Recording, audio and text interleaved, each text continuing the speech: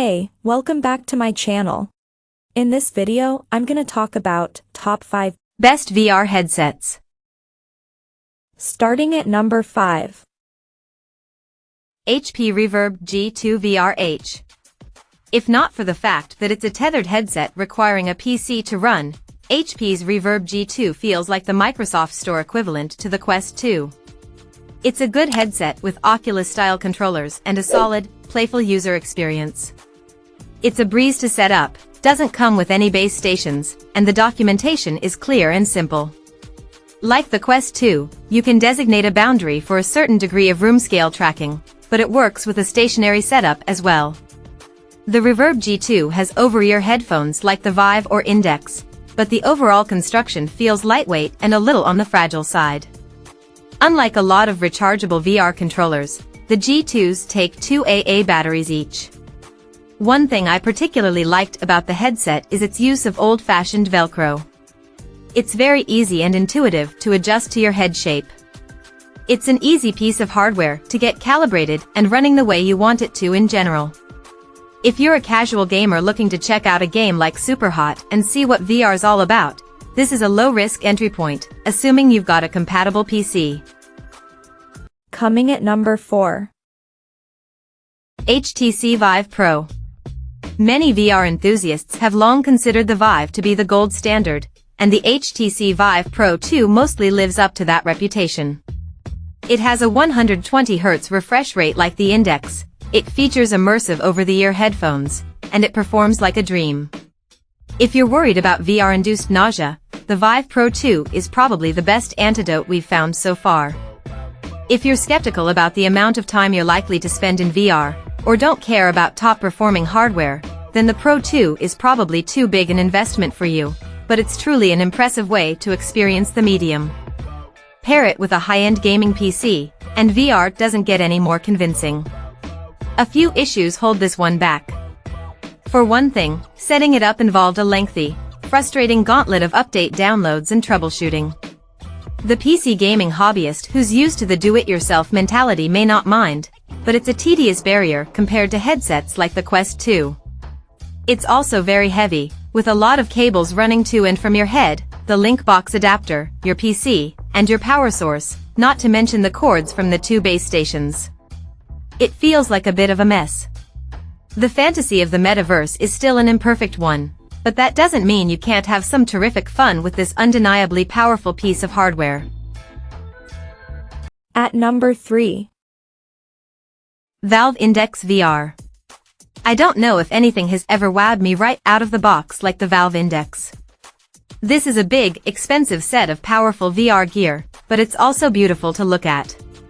The packaging, the design of the headset, and all the smaller functional touches establish this as the front-runner among high-end tethered headsets on our list. It's an investment, but for this kind of low-nausea, high-performance experience, you're getting what you pay for. You can expect frames rates of 90 frames per second or higher, immersive audio, and at least 4 different main points of comfort adjustment.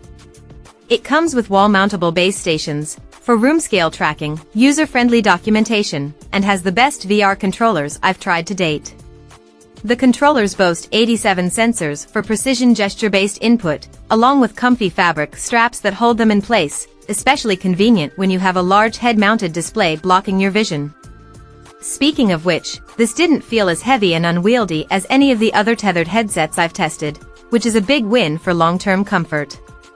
If you intend to spend hours in VR playing performance-intensive games and don't need a standalone headset, you'll be quite pleased with the Valve Index and its massive software catalog, including Valve's Half-Life, Alyx. Just make sure your PC has enough power to support it. Number 2 of my list. MetaQuest 3 128GB. There's no denying that the MetaQuest 2 is a great value, but if you want to upgrade, the MetaQuest 3 improves on its predecessor in pretty much every way. Pulling the Quest 3 from its minimalist packaging reveals a thinner, slightly smaller headset with a redesigned Y-shaped strap and controllers that eschew the big plastic rings found on the previous generation. The headset also has a smidge more personality thanks to the 3 camera bubbles on the front. Despite the slight increase in heft, 515 grams versus 503 grams, the Quest 3 remained comfortable throughout our testing, and most people won't need to upgrade to the $70 Elite strap for day-to-day use. The comfort and ergonomic improvements continue on the headset proper, where Meta has included a wheel to increase the interpupillary distance, IPD, from 53mm to 75mm, combined with the ability to move the facial interface, the part that connects the strap to the headset, forward and back.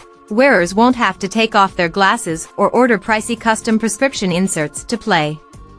Still, we noticed that the stock Quest 3 strap might not fit some people with larger hair. And number 1. Meta Quest 2 Advanced.